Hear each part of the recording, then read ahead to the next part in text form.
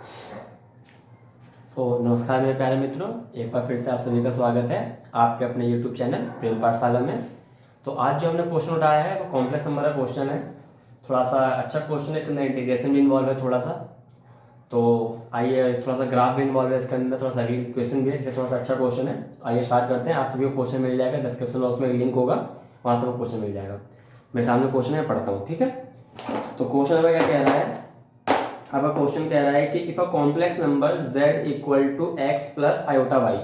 आपका complex number क्या है, आपका कॉम्प्लेक्स नंबर है z equal to x plus iota y. It is a complex number, ठीक है।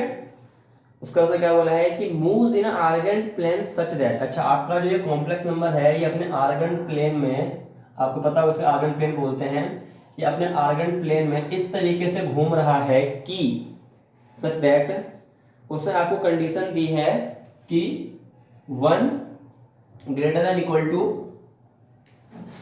Mod of x plus iota y less than equal to 2, less than equal to 2, ठीक है। तो आपको क्या, ये क्या चीज है, आपको पहले कुछ बेसिक चीजें पता होनी चाहिए ग्राफ से रिलेटेड। लाइक कि सबसे पहले अगर हमारा एक कॉम्प्लेक्स नंबर है z equal to x plus iota y, ठीक है। तो अगर मैंने पूछा कि इसका मॉड्यूलस क्या होगा, इसका मॉड्यूलस क्या होगा, इसका मॉड्यूलस होगा x square plus y square, ठीक है, पहली बात। दूसरी बात, अगर मैंने बोला है कि mod of z equal to r, इसका मतलब क्या है, इसका मतलब ये है कि it is an equation of, it is an equation of circle, circle having radius r. इसका मतलब ये है कि एक सर्कल की इक्वेशन है, equation of circle having an radius r. कैसे, मॉड ऑफ जेड क्या होता है आपका, आपका मॉड ऑफ जेड होता है under root of x square plus y square equal to r, squaring both the side, x square plus y square equal to r square. ये बच्चे आपको पता होनी चाहिए कि एक सर्कल की इक्वेशन होती है जिसका जो सेंटर होता है, इसका सेंटर होता है 0,0, ठीक है। ये आपकी सर्कल की इक्वेशन है, इसका सेंटर है 0,0 centre and having an radius r, ठीक है। तो ये आपकी सर्कल की इक्वेशन होती है, ठीक है। तो इसी को मैं ऐसे भी तो लिख सकता हूं, इसी को मैं z की वैल्यू डाल दूंगा x plus iota y equals to r, ठीक है। ये भी वही बात लिखी है। तो इस तरीके से मैं क्या समझाना चाह रहा था आपको, एक्चुअली मैं आपको ये समझाना चाह रहा था कि ये आपकी सर्कल की इक्वेशन दी है, ये आपकी क्या है, ये आपकी सर्कल की इक्वेशन दी गई है, ठीक है। ये एक साथ दो सर्कल की इक्वेशन है। कैसे, एक सर्कल की इक्वेशन है दिस एंड दिस, ये एक साथ दो सर्कल इक्वेशन, एक बार रेडियस क्या है 1 और एक बार रेडियस क्या है 2, ठीक है। उसके बाद उसने आपको एक और कंडीशन दी है, इसको हम ग्राफ पे प्लॉट करेंगे अभी। उसको उसने आपको एक और कंडीशन दी है कि x minus y less than equal to 0, x minus y less than equal to 0। क्या आपको नहीं लगता है कि ये y इक्वल टू x की इक्वेशन है? कैसे, अगर मैं x greater than equal to y लिखूं तो क्या लिखा आपका y greater than equal to x, ठीक है। आपको पता होगा कि ये जो है आपका, ये लाइन होती है, ये इसकी इक्वेशन होती है x equal to y equal to x, ठीक है। तो उसने हमें इतना कुछ दे रखा है। उसका क्वेश्चन ये कह रहा है कि x बिलोंग टू r, ठीक है, determine a region with area k। अच्छा, हमें एरिया हमें निकालना, determine region with area k। अच्छा, हमें वो रीजन निकालना है जिसका एरिया k हो, then the value of definite integral, ठीक है। उसका क्वेश्चन आखिरी में क्या पूछा है कि 0 से लेके 2k/3, 2k/3, अच्छा, this sin x dot dx। यहाँ पे क्या है, ये आपका FPF है, फ्रैक्शनल पार्ट फंक्शन, ठीक है। तो ये तो कुछ नहीं है, बस थोड़ा सा डराया गया है। आपको बस k की वैल्यू चाहिए, k की वैल्यू निकल जाएगी, इसका वैल्यू निकल जाएगा। और k क्या है, k आपका जो भी आपको तीन चीजें दी गई है क्वेश्चन में, आपको क्वेश्चन में क्या तीन चीजें दी गई हैं, 1 2 एंड 3। इन तीनों का यूज करके आपको एक एरिया निकालना है और उस एरिया की वैल्यू उसने k बोली है, ठीक है। तो आइए हम प्लॉट करते हैं पहले इसको।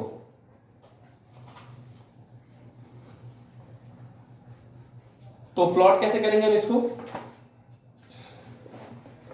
तो पहले उसने पहली चीज उसने आपको क्या बोली है? पहली चीज उसने आपको बोली है कि 1 greater than equal to x plus iota y, यही बोला था उसने, 1 greater than equal to x plus iota, ठीक है। तो मैंने क्या करा, ये आपका एक्स एक्सिस है, ये आपका वाई एक्सिस है, ठीक। यहां पे मैंने एक सर्कल बनाया जिसका कि जो ये रेडियस है ये है आपका 1, ठीक है, सर्कल की इक्वेशन है। दूसरा फिर उसने क्या बोला है, दूसरा उसने फिर दूसरी कंडीशन क्या है कि 2 greater than equal to x plus iota Y, इन इस दोनों को क्लब कर देंगे तो दिया था ऐसे करके, ठीक है ना। तो अब फिर हम इसका मतलब क्या है, फिर हमें सर्कल बनानी है और इसका रेडियस कितना है 2, ठीक है।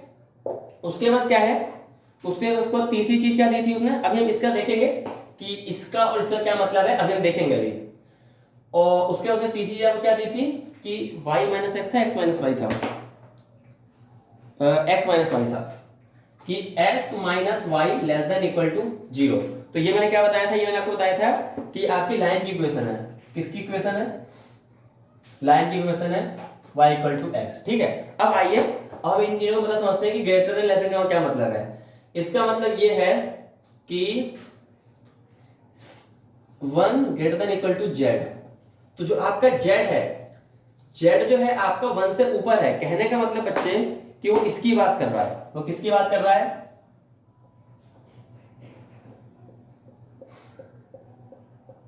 और दूसरे में उसने क्या बोला है कि 2 से छोटा है, 2 से छोटा है मतलब कि इस सर्कल के अंदर है, और 1 से ऊपर है, और 1 से ऊपर मतलब 1 वाले सर्कल के बाहर है। समझ में आ रहा है आपको कि ग्रेटर देन का मतलब क्या है, ग्रेटर देन का मतलब ये है, ग्रेटर देन का मतलब ये है कि जो भी आपकी वैल्यू है वो सर्कल के बाहर है, और लेस देन का मतलब क्या है कि जो सर्कल है ये आपका 2 के अंदर है, ये दिख रहा है आपको लेस देन, तो सर्कल आपका 2 के अंदर है, और यहां से कहने का मतलब सर्कल आपका 1 से बाहर है, तो ये रीजन है बेटा, ठीक है। उसने तीसरी चीज क्या बोली है कि हमें इसको भी कंसीडर करना है, हमें क्या करना है, हमें इसको भी कंसीडर करना है। तो इसके कंसीडर करते ही क्या होगा कि ये वाली चीज डिलीट हो जाएगी, ये वाली चीज क्या है पूरी डिलीट हो जाएगी, क्योंकि उसने बोला है कि हमें वही एरिया लेना है जिसमें कि y greater than equal to x है। तो y greater than equal to x वाली लाइन कौन सी है, ये वाली, y आपका क्या है x से ज्यादा है, तो इसमें इसमें क्या होगा, इसमें आपकी ये वाली चीज भी डिलीट हो जाएगी। समझ में आ रहा है आपको? तो हमें सिर्फ इतने पोर्शन का एरिया बताना है। समझ में आया आपको हमने कैसे निकाला, ठीक है। तो इसका एरिया कैसे निकलेगा आपका, सिंपली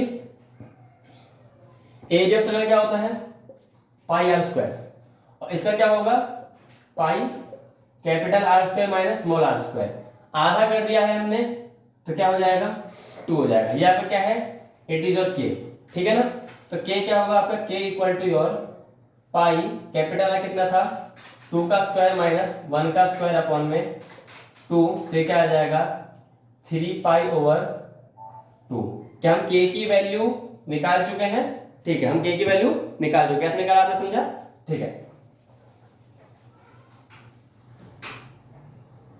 अब अगली इंटरेस्टिंग चीज, उसने हमको क्या बोला था, उसने हमको बोला था कि 0 से लेके क्या, 0 से लेके कहां तक, 0 से लेके 2 के अपॉन में 3, 0 से लेके 2 के अपॉन में 3, और के की वैल्यू हमने कितनी निकाली, के की वैल्यू हमने निकाली है कितनी 3 पाई अपॉन में 2, ये हमें के की वैल्यू निकाली है, ठीक है। तो अगर मैं इसमें 2 अपॉन में 3 करूं तो क्या इधर भी मैं 2 अपॉन में 3 कर दूंगा, तो क्या 3 से 3 और 2 से 2 चला जाएगा, तो क्या आपका 2 के अपॉन में 3 की वैल्यू बच्चे पाई हो जाएगी। तो एक्चुअली में इंटीग्रेशन कहां से कहां तक है आपका, एक्चुअली में आपका इंटीग्रेशन है 0 से लेके पाई तक, ठीक है। और क्या है एफपीएफ ऑफ साइन एक्स। आपको एक चीज पता होगी, क्या पता होगी कि x equal to GF of x plus का एफपीएफ ऑफ एक्स, ये चीज आपको पता होनी चाहिए, नहीं पता है तो मैंने बता दिया, ठीक है। आप इसको क्रॉस वेरीफाई कर सकते हैं, 1.4 इक्वल टू 1.4 प्लस 1.4, ठीक है। 1.4 इक्वल टू आपको पता होगा हमेशा क्या देता है, ये आपका हमेशा इंटीजर पार्ट वापस करता है, तो 1 आ जाएगा प्लस का तो ये आपका हमेशा डेसिमल पार्ट वापस करता है, तो 0.4 आ जाएगा और ये दोनों आपका बराबर हो जाएगा। ठीक है, तो क्या इस हिसाब से, तो क्या मैं इस हिसाब से आपका लिख सकता हूं क्या कि sin x equal to GIF of sin x plus का FPF ऑफ sin x लिख सकता हूं मैं। ठीक है, तो आपकी इसकी वैल्यू क्या आ जाएगी, आपकी इसकी वैल्यू आ जाएगी your FPF of sin x equal to sin x minus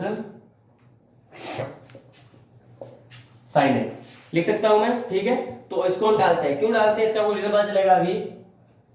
तो इसको मैंने मिटा दिया, क्योंकि क्या होता है कि इंटीग्रेशन में जनरली देखो इसका इंटीग्रेशन निकालना हमें कहीं ना कहीं टफ पड़ सकता है, लेकिन अगर मैं इसमें कन्वर्ट करूंगा तो इसका इंटीग्रेशन मुझे साफ ही पता है, और इसका इंटीग्रेशन मुझे कैसे पता है कि ये सॉल्व करना इसके कंपैरिजन में इजी होता है। इसके तो ऐसे ही खत्म हो जाएगा, लेकिन ये सॉल्व करना इसके कंपैरिजन में इजी होता है जब अगर आप इंटीग्रेशन में सॉल्व करेंगे तो आप इस बात से फेमिलियर हो जाएंगे। ठीक है, तो मैं इसको रिप्लेस करता हूं, तो मैं कैसे रिप्लेस करूंगा, 0 से लेके पाई sin x माइनस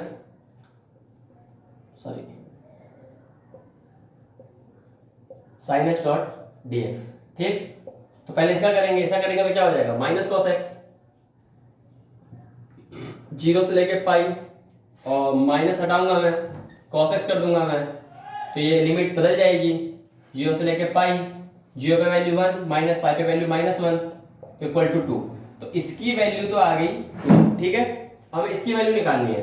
देखिए आप, अगर मैं इसको ब्रेक कर देता तो मैं कैसे ब्रेक करता, 0 से लेके पाई sin x dot dx minus 0 से लेके पाई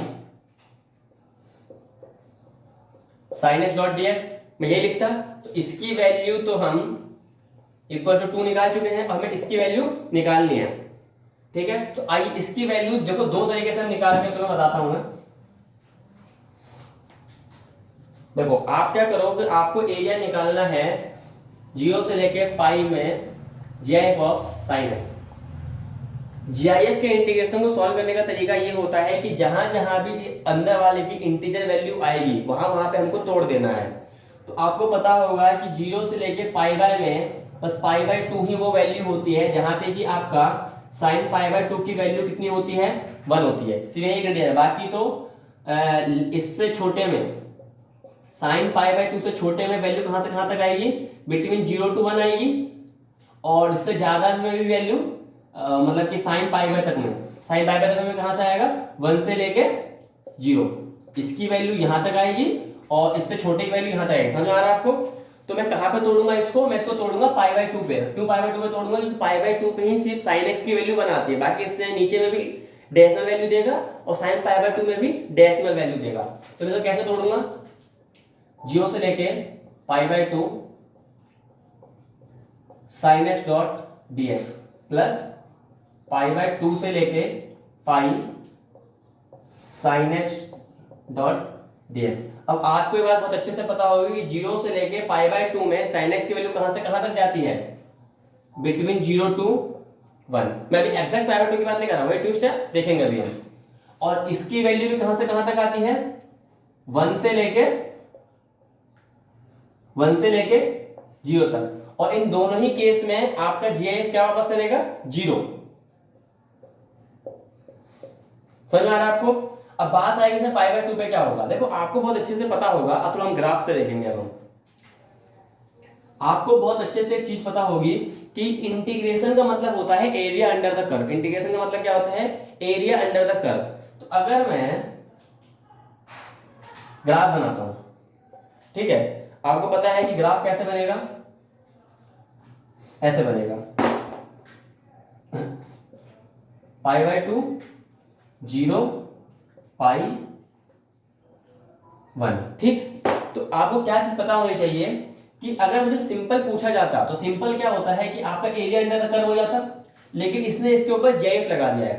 तो GIF लगाने का मतलब क्या है कि 0 से लेके 1 तक में, 0 से लेके 1 तक में अगर मैं इसके ऊपर GIF लगा दूं तो सारी वैल्यू क्या हो जाएंगी, सारी वैल्यू आपकी 0 हो जाएंगी।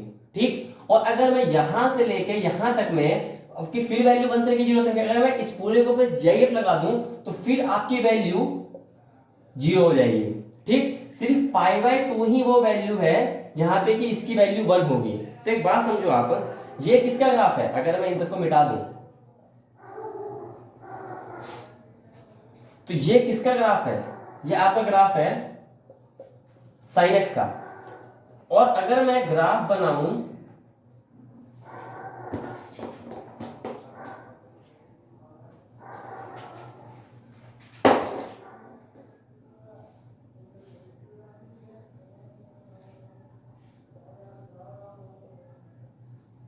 समझ में आ रहा है? ये किसका ग्राफ है आपका? ये आपका ग्राफ है j ऑफ sin x का, j ऑफ sin x का, ठीक है। तो अब क्योंकि 0 से लेके 1 तक में वैल्यू 0 देगा, जो कि ये वैल्यू है, और 1 से लेके 0 तक में क्या होता है कि 0 से लेके 1 तक में आपको gf की वैल्यू 0 आती है, क्योंकि इंडिया पार्ट वापस करता है। तो अब इसमें सिर्फ हम पे पाई बाय 2 पे सिर्फ एक वैल्यू आ रही है जो कि 1 है, और पॉइंट का कोई एरिया नहीं होता है। इसका क्या एरिया है? कुछ एरिया नहीं है इसका, पॉइंट का एरिया 0 होता है। तो ये सब तो 0 होगी, बस आपका एक ही वैल्यू बीच में आ रहा है जो कि पॉइंट आ रहा है, और पॉइंट का कोई भी एरिया नहीं होता है। तो इस हिसाब से मैंने क्या आपको बताना चाहा, इस हिसाब से मैंने आपको ये बताना चाहा कि बच्चे इसका जो एरिया आएगा वो 0 आएगा। 0 क्यों समझ में आया? क्योंकि हम इसको दो पार्ट में स्प्लिट करेंगे, 0 टू पाई बाय 2 और पाई बाय 2 टू पाई। तो 0 टू पाई बाय 2 और पाई बाय 2 टू पाई दोनों वैल्यू कहां से कहां तक स्प्लिट करेगी? 0 से लेके 1, 1 से लेके 0, और gif ऑफ 0 से 1 या 1 से 0 दोनों में वैल्यू इंटीजर वापस करेगा, जो कि 0 वापस करेगा। सिर्फ एक हम फंस रहे हैं, कहां पे फंस रहे हैं कि sin पाई बाय 2 पे इंटीजर वैल्यू आएगी जो कि 1 होगी, जो क्या होगी? 1 होगी। और 1 होगी तो ग्राफ में क्या होगा? ग्राफ में एक पॉइंट होगा, और पॉइंट का कोई भी एरिया नहीं होता है, ठीक है। पॉइंट का कोई भी एरिया नहीं होता है। तो इस हिसाब से इसका जो एरिया है वो क्या आ गया? 0। तो जो हम यहां पे थे 0 two pi sin x dot dx, minus है कि प्लस का माइनस था ना, 0 से लेके पाई sin x डॉट dx, इसकी वैल्यू 2 और इसकी वैल्यू 0। तो आपका एक्चुअल आंसर क्या है? 2 इज योर फाइनल आंसर। तो ये आपका क्वेश्चन था। जैसे कि आपने देखा कि हमने पहले कॉम्प्लेक्स नंबर से स्टार्ट करा। कॉम्प्लेक्स नंबर हमने बेसिक समझा मॉड्यूलस क्या होता है, फिर मॉड्यूलस हम ग्राफ पे गए। ग्राफ में कि मॉड्यूलस ऑफ जेड क्या होता है आपका, ये आपका सरल इक्वेशन होती है, इसका सेंटर 0,0 होता है। और उसके बाद फिर हमने एरिया अंडर कर्व निकाला सर्कल में, इसमें नहीं, एरिया अंडर का सर्कल में निकाला हमने, कि दो सर्कल था, हमने ग्रेटर देन लेस देन का मतलब भी सीखा हमने, वहां से हमने एरिया निकाला। फिर हम उसका इस पे आए, इसमें हमने क्या करा, इसमें फिर हमने थोड़ा सा एफपीएफ का ज्ञान लिया, जेएफ का ज्ञान लिया, हमने थोड़ा सा इंटीग्रेशन सॉल्व करा, और हमने एक जीआईएफ ऑफ साइन एक्स का हमने ग्राफ का थोड़ा अंडरस्टैंडिंग भी ली हमने इसमें, ठीक है। Thank you so much. और अगर इस ग्राफ से, इस क्वेश्चन से आपको कोई भी डाउट हो तो इसे कमेंट बॉक्स में बता दीजिएगा, मैं उसको सॉल्व कर दूंगा, ठीक है। Thank you so much.